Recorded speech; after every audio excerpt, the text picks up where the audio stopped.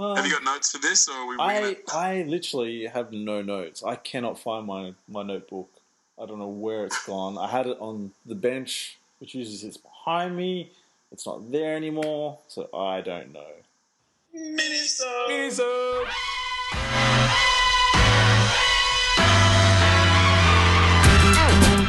Watch out! Here it comes. Watch out! Here it comes. Watch out! Here it comes. I'm actually surprised the lottery show came out this week. I know there's a fair bit of content, although Vince said the same thing for every draft beat. I was like, this has just turned into the Porzingis, let's trade Porzingis deal. Like, this is not 2K. So good. Madness. Yep. So since we last recorded, Boston Celtics obviously eliminated. I was glad they got a game on Cleveland though. Yeah, big time. I felt like they deserve it. I mean, that was a huge game because Cavs were up 21 and Boston just battled back. It was LeBron kind of vanished in the fourth. Yeah. But just the way it happened as well. I mean, that shot from Bradley, if that was a swish, then Cleveland had a timeout. So they would have had probably 2 full seconds from half court to have potentially gotten the ball in the hands of Love, Irving, LeBron, whoever you wanted to call up. I mean, the way that it sat up, bounced up, and ate the clock was insane. Totally. And also, I said the next day, I was like, it took a game where Marcus Smart hit 7 3-pointers to beat Cleveland. Yes. So I don't see them getting another game on them. But I did feel like they deserved at least one win in that series.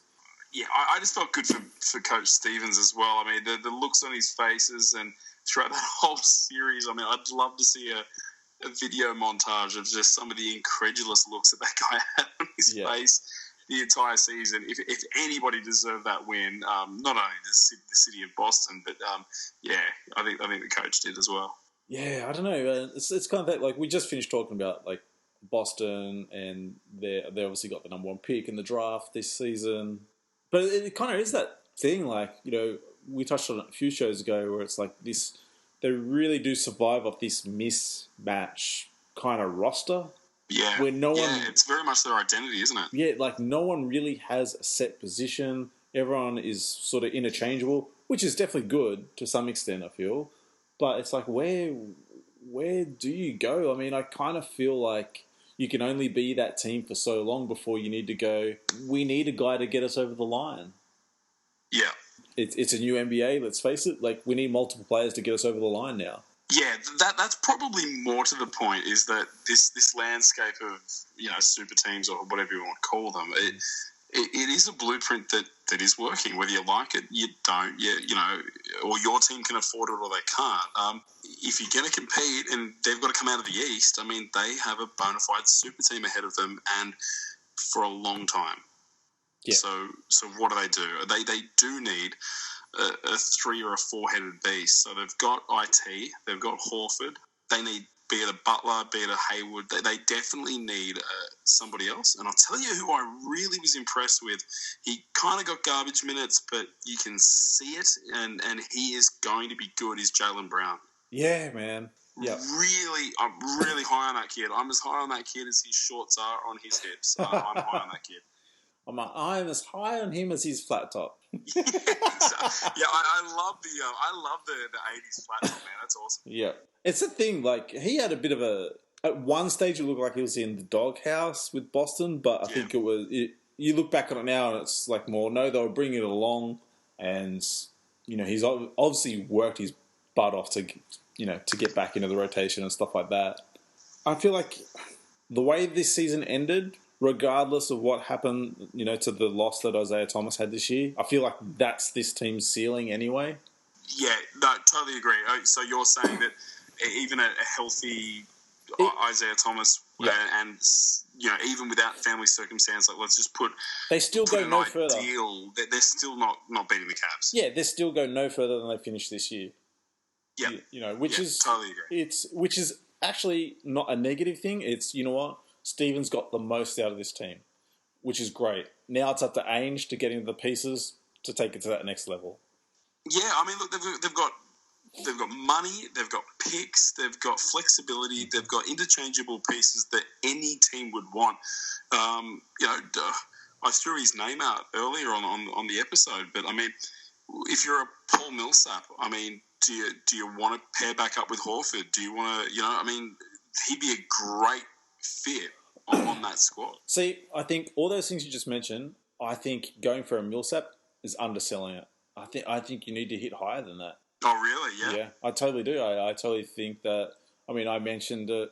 Vince scoffed at it on the last show, but I think why not make a run for Melo? Why not make a run for Paul George? Why not? I could see Melo. I could definitely see Melo. You'd really have to hope that you sold Paul George, and that's not to say he couldn't. I mean, but I think you'd probably want to get Paul George and a Hayward. You'd want to really roll out the red carpet. The two pieces I think Boston can get with all those things you just mentioned, yes, it would mean, giving up that pick, that number one pick this year, but I think the end results would work. I think if you made a move for Jimmy Butler and Carmelo Anthony, Boston could do it. And I think that's a squad that could get past Cleveland. Yeah, if anyone's going to be able to do it, it puts them in a much better position than they were this year. It's not giving up a lot, really, but it's giving the teams that are losing something that they, as opposed to that player walking. So, in terms of practicality, it makes a lot of sense, and it gives them a good chance. It doesn't give them it doesn't give them the number one seed. It doesn't give them the Eastern Conference Championship, but it's a lot closer than they were this season, and as admirable as they played, you're right, nail on the head. It needs to be a super team and go all out. I mean, isn't that what Ainge has been building for? So this is the time. Otherwise, I mean, if he doesn't make significant enough moves, they'll underachieve next year. Yeah. Oh, yeah. It's all eyes on them. I mean, to a degree, Western Conference, we're going to have similar conversations with the guys who are finishing, in the second, third, and fourth positions. That unless we want to see these same two teams playing in these finals, then teams that are well equipped with flexibility, cap space, and assets, they need to go all out. And so, yeah, you're right. It's maybe this is the pinnacle of everything that Ainge has been plotting for what feels like Antoine Walker days. I mean, it's all been built in. It's funny you bring that up. Not Antoine Walker, but I was going to say that would have been. I mean, I'm not sitting here doing a shimmy or anything. But it's funny you mentioned the whole having the same two teams in the finals the next 2 years. Going forward, I just find it really funny that people cry about there's no rivalries. There's no rivals in the NBA like, Boston and LA anymore. I hear it all the time online. I honestly, it drives me mental. Like, and then people bitch about, I mean, by the time people hear this, game one's probably already over, but people are bitching about, it's Cavs versus Warriors again. It's like, this is how rivalries are built. Totally agree.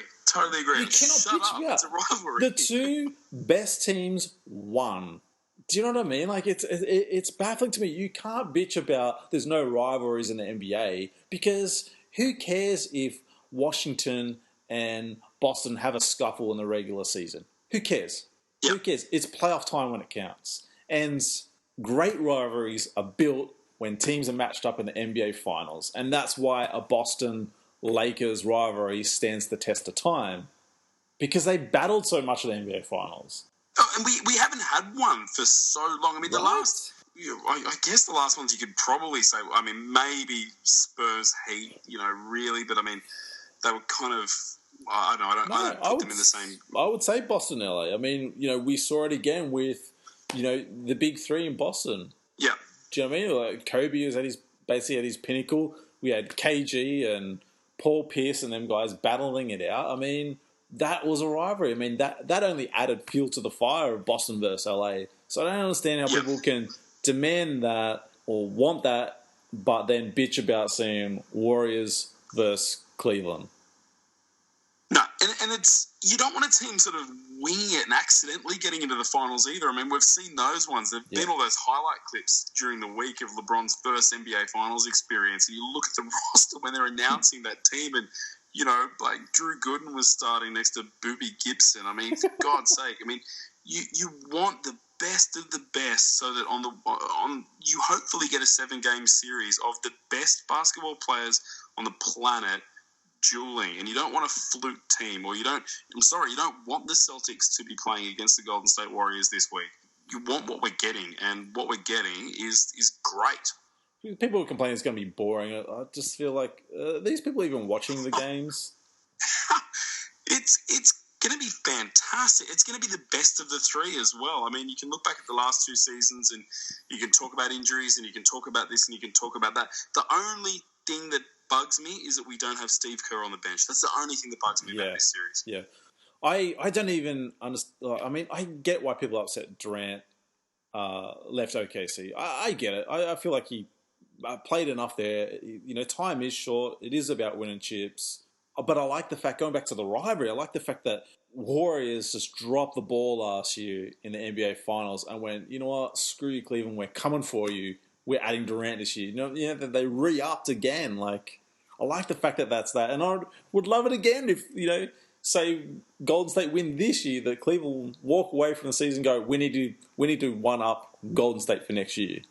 You know, that should be the mentality. That's one of my biggest sort of undersold parts of this whole thing, is that they got done, and they got done embarrassingly. Yeah. They got done after a 3-1 lead. It's never happened before.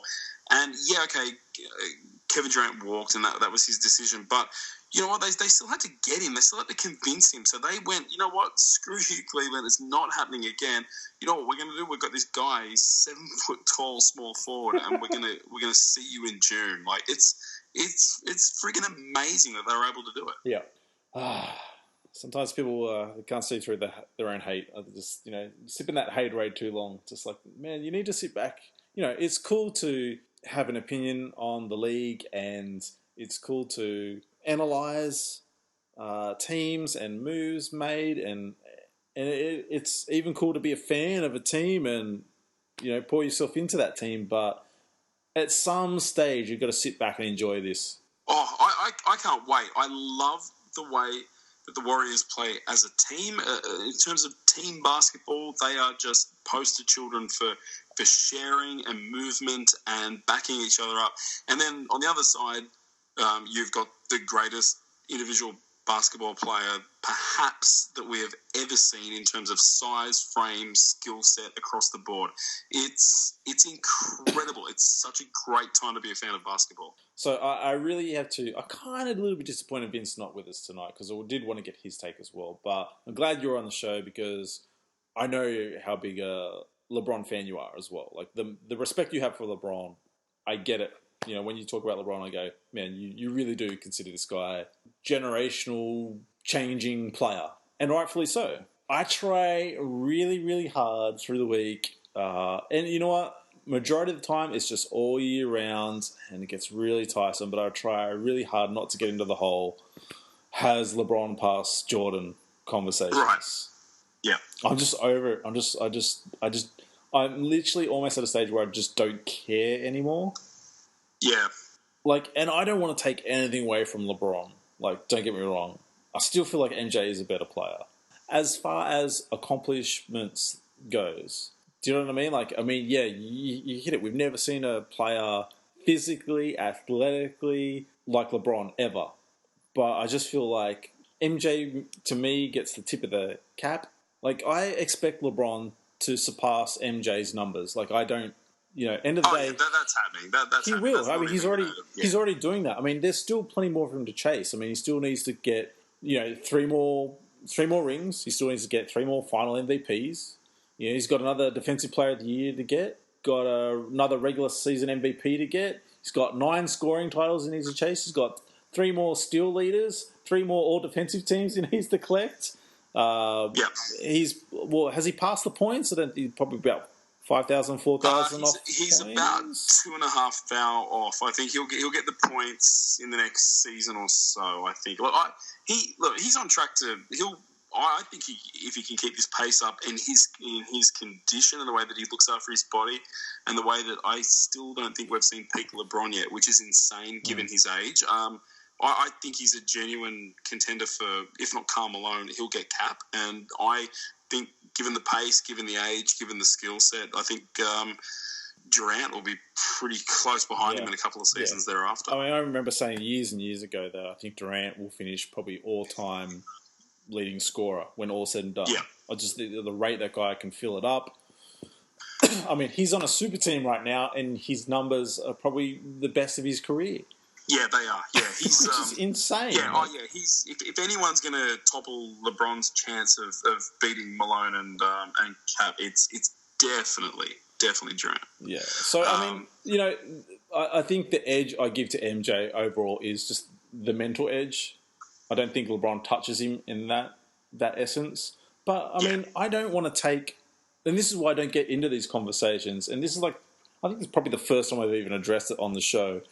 It's like, I don't want to take anything away from LeBron. Do you know what I mean? Like, records are made to be broken. I also recognize the fact that I grew up watching MJ. So there's the nostalgia factor I don't have with LeBron. And I think that has a lot to do with it. And people go, oh, he's 6 from NBA finals and never went to a game 7. I'm like, yeah, you know what? I mean, but then, he also got knocked out in the first round 3 times. I mean, there's a lot of, you can throw shade, but you've got to give it context. And then there's the intergenerational thing. There's the handshake rules. There's the physicality of the leagues. There's the fact that they play completely different positions, and not only that, their teams needed different things out of them. So for those reasons, you can't compare them. You have to look at them in isolation. I don't think comparing them works. It doesn't at all.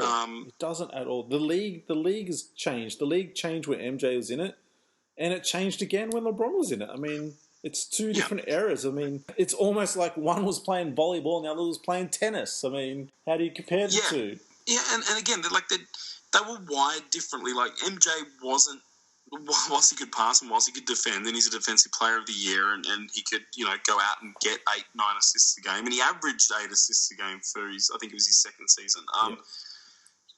It's his team and his wiring and what he did. I mean, he was just, give me the ball and get the fuck out of my way, and put your best player on me, and I'm gonna absolutely embarrass this guy. And he was just wired differently. LeBron isn't that, and that's not to say he couldn't go out and average. I truly believe he could go out and average 40 a game, but it's just not him.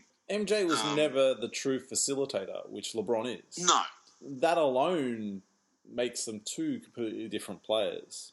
Michael is easily, definitely, inarguably, the most accomplished basketball player of all time, the most transient in terms of lifting above the sport and elevating its status globally, keeping Nike afloat, spurring Jordan. I mean, everything he did was transcendent of any player of any sport in the world. I don't think anybody could argue that there's a greater, more iconic sportsman that's had more of an impact on the planet. I mean, and that's Muhammad Ali.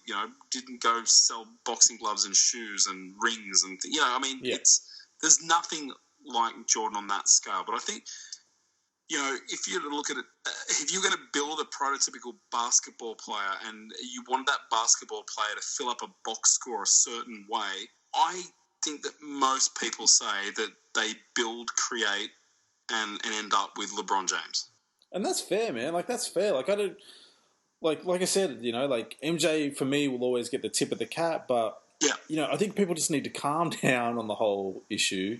It always gets blown out of proportion, and it's okay for someone else another player is the greatest of all time. I mean, you can throw numbers and you can throw achievements all you want, but it's just 2 different eras. Like, it really is. Yeah, totally agree. I got massive respect. I mean, again, I grew up watching Jordan. To me, it's nostalgia. It's for whatever reason, I watched, those championship teams. I watched him, the flu game. You watch these things and they become part of who you are. They almost, they're a part of your DNA. And for that reason, MJ is, for me, Mount Rushmore on the top, number 1, and probably always will be. But if I try and take that sentimentality out of it and just apply objectiveness to it. Again, if I had to create the ultimate player, he's going to be 6'8", 6'9", he's going to be 240 pounds, and he's going to give me 26, 8, and 8 for his career. That's who I'm making. Yeah. We won't see anybody like him again, and we won't see anybody like Jordan again. Yeah. Kobe came pretty damn close.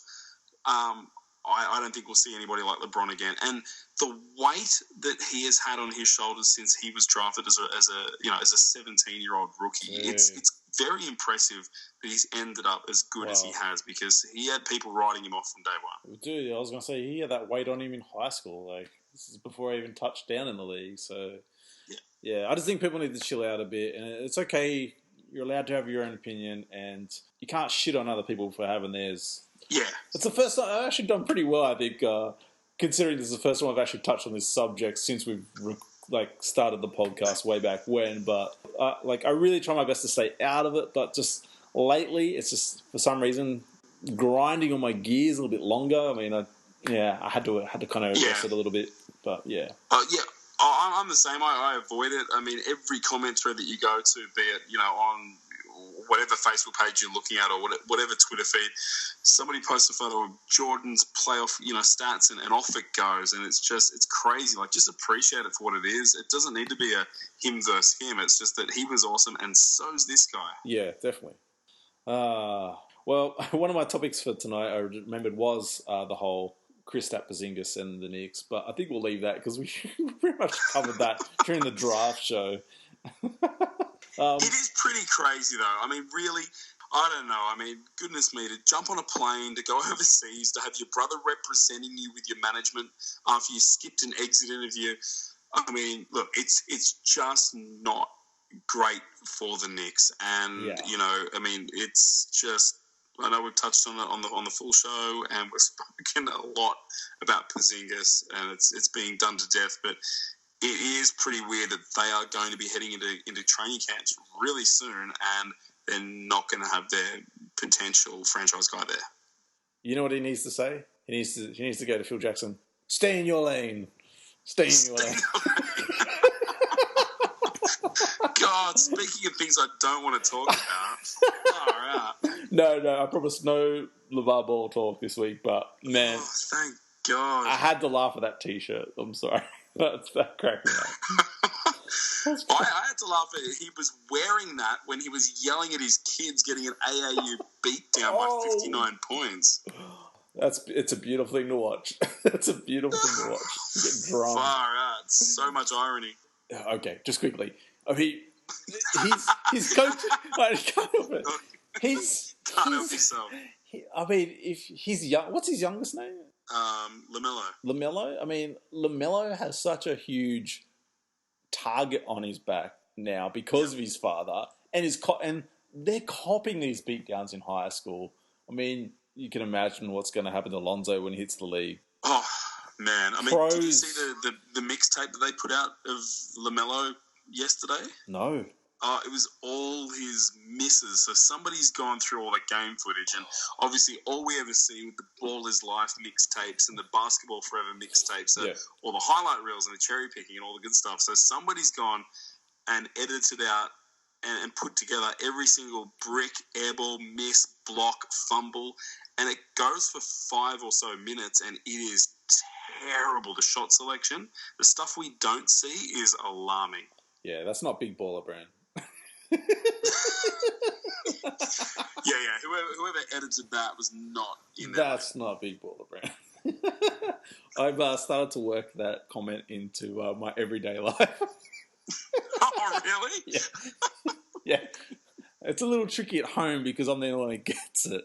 But I'm like, son, did you leave the... No high five? Oh, just me. Son, did you leave the toilet seat up? That's not Big Baller Brand.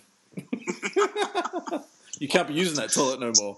Stay in your lane. Stop giving them oxygen. I'm sorry.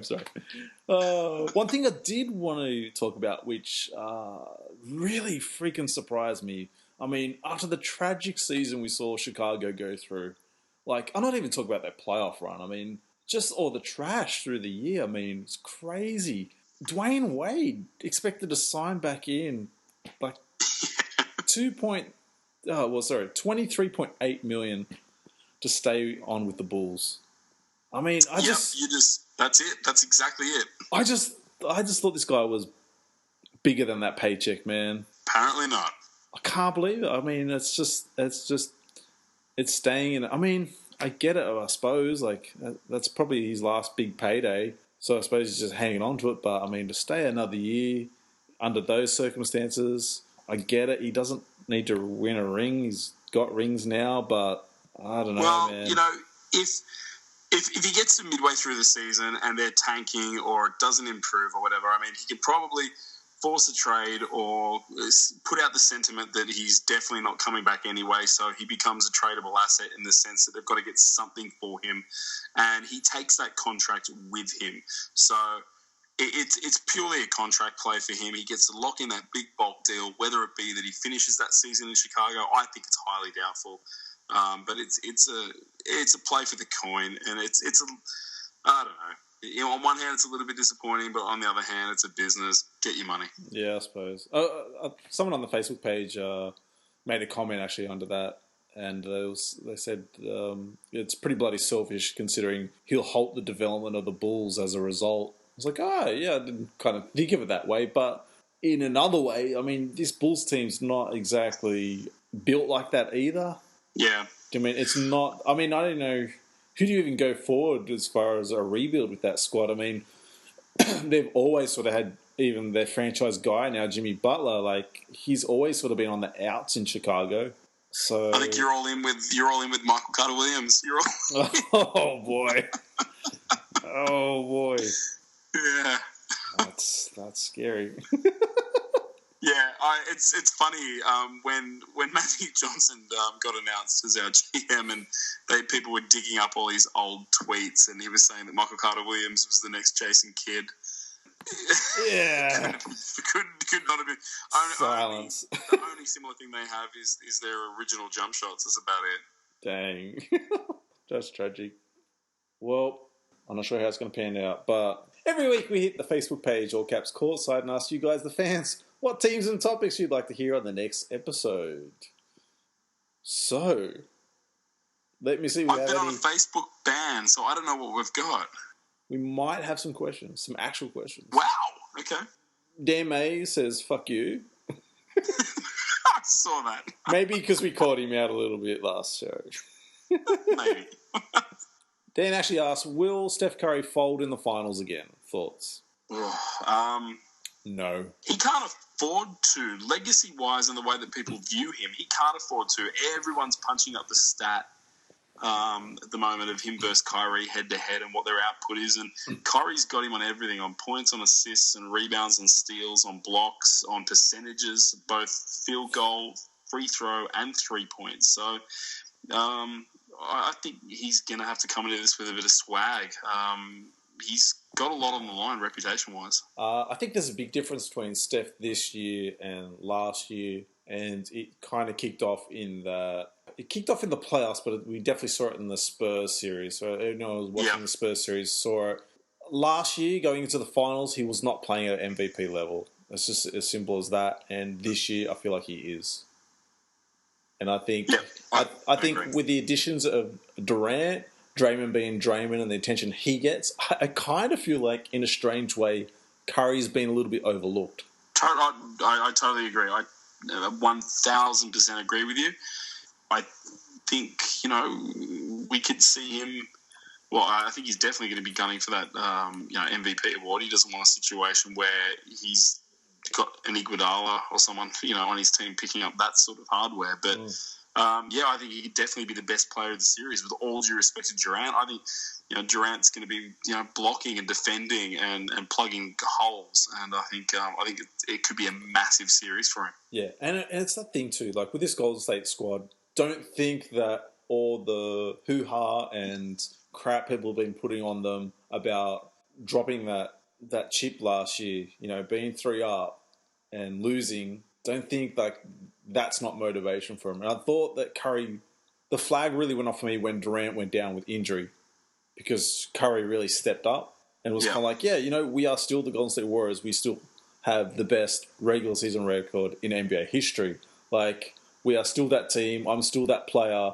And I just thought he took another gear in the playoffs and perfect timing that Spurs series. I mean, we didn't even touch on that Spurs series. And, man, they swept the Spurs and pretty convincingly. I mean, it may have taken a Leonard injury, but even still, that's still a Popovich coach team. Yeah, it was a clinic. I feel like the old, Dr. Dre, forgot about Dre, is applicable when it comes to Steph. I think everyone's kind of just forgotten. I think it's been the KD show, and obviously Draymond gets a lot of publicity, and they've had Coach Kerr go down, and then the Zaza thing with the foot, and I think everyone's forgetting that two-time MVP Steph Curry is still a very good basketball player, and I think he's gonna play really good. So I can't remember what Dan asked, but Steph's gonna Steph, and I think he hasn't forgotten that they gave up a 3-1 lead. Our next question comes from Knicks faithful Philip Brown. Maybe not faithful for long. Who knows? But he leaves the comment, God bless Manu. We just touched on the Spurs-Warriors series. Your thoughts? Do you think Manu's played his last game? I don't know. I think he's back. I don't think that's the way he wants to go out. I think he knows that, with Kawhi, that's a different series. Yeah, I don't think that's how he goes out. I think he's... I'm not saying and suggesting that he goes out on a championship, but I think he goes out on a better run, and I think he's got the legs to do it. It's the perfect system for him, and he'll do what he did this year, next year, and that is play limited minutes for the regular season and be well rested for playoffs in the crunch when it counts. And he had big games. He played great. How could you retire on that note? He played great. Yeah, I think I do think next year will be his last, though, because I just think he's just probably pushing the body a bit too much, even playing the way he played this year. So I think one more season and then he's done. But you know what? Hats off to that Spurs team, man. Like, it's easy to look at it this year now and, the hindsight thing, it's easy to look at this Spurs team and go, man, like they're a Popovich coach team, but this is their first season without Tim Duncan. Yeah. And I just think people forget that, and it's like, man, the step up that those players had to take, pretty insane. And to finish where they finished, I mean... Oh, yeah, they were one of the more scrappier sort of mishmash teams that we've seen in a Popovich era. You've got, Simmons coming out of nowhere. You've got, they've retooled with Gasol, David Lee. There are a lot of pieces and they've missed pieces as well. Hats off to him, man. Second in the West. Parker goes down, Kawhi goes down. What chance did they have? But they still fought, and I think for those reasons alone, with the injuries and things that have happened, Manu, a healthy Parker, a healthy Kawhi, that they should definitely have another crack at it.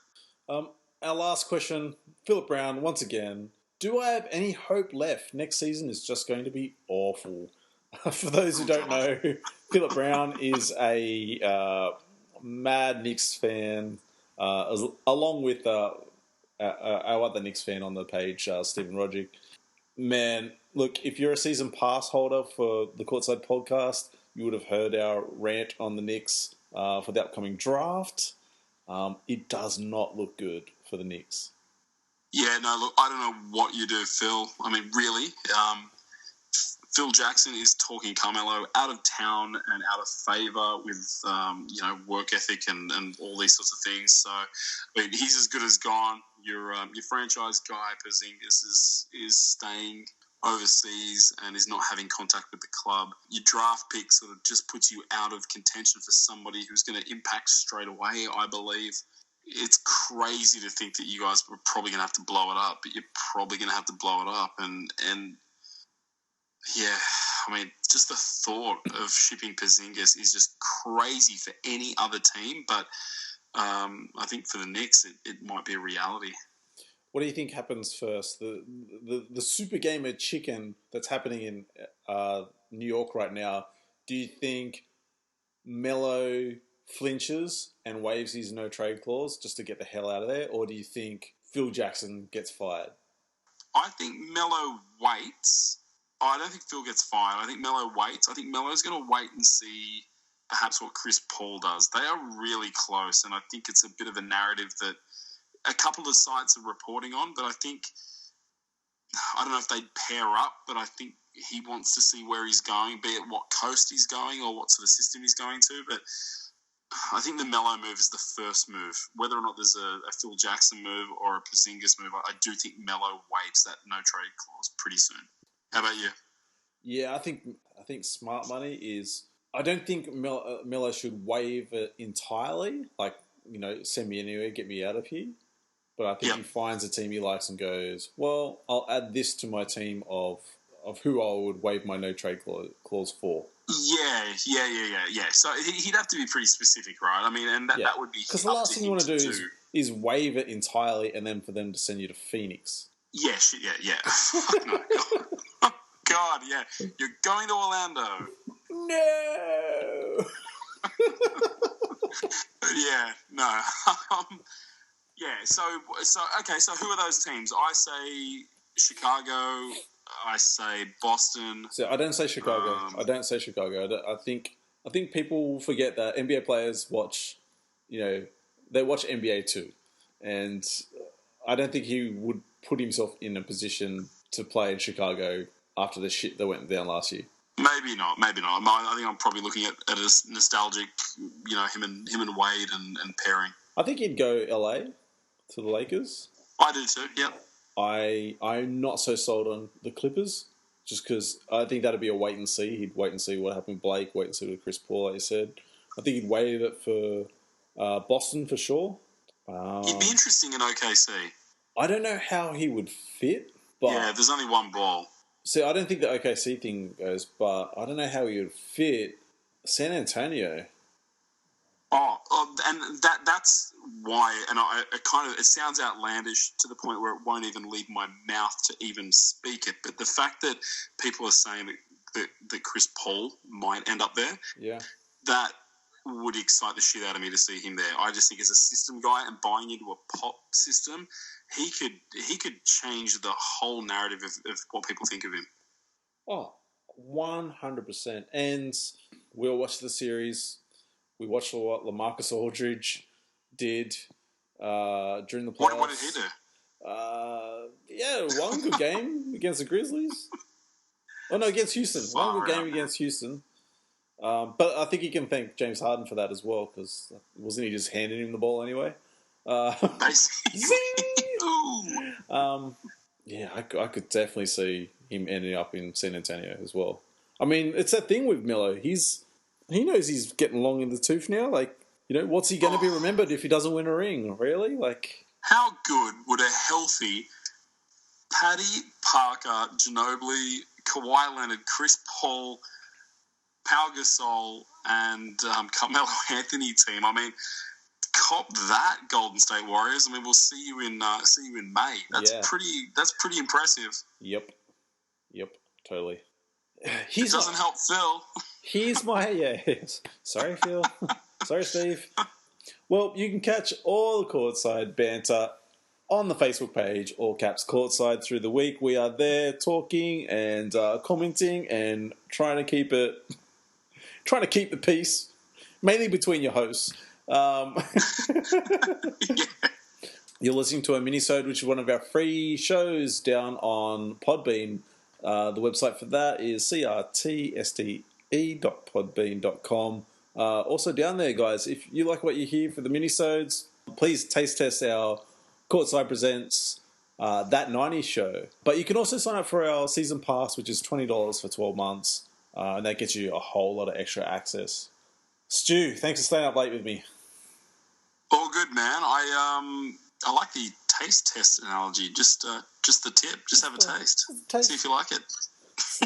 You can't see it, but I'm doing the salty, the salt. Yeah, right. Oh, the salt bag. The salt, yeah, that's what I'm doing right now. I got to clean my laptop now, but I'm doing it. Yeah, right. All right, well, if you like what you hear, tag a friend. I mean, we went through a bit of growth recently with people tagging friends and exposing them. Podcasts are becoming more important in people's, they're traveling to work, you're trying to kill time, and it's a great way to, to keep up with what's going on. And it's all Aussie, it's all local, it's all up to date, and just tag your friends and let's spread the word. It's an awesome show. We love bringing it to you guys, and hope you're enjoying it. Leave your comments on the Facebook page. And obviously Vince is not here for the minisode because he has to get his beauty sleep. So yeah, and for those listening, we're recording this at 4:30 in the afternoon. Yeah. So for all the courtside fans out there, find Vince on Facebook and just ask me if you got enough shut eye. Princess Germano. He doesn't listen to the show, so I know he'll have no idea what's going on. Yeah, we can pretty much say anything. He'll never have a clue. But I am glad that, as a friend of him, not just a co-host, as a friend, I'm glad that he got the test back from the doctor and everything's negative. Was it, though? Looked kind of smudged, if you ask me. Doctor's handwriting and all. Yeah, right. Maybe he does have it. We are in so much trouble next show. Here it comes. Watch out!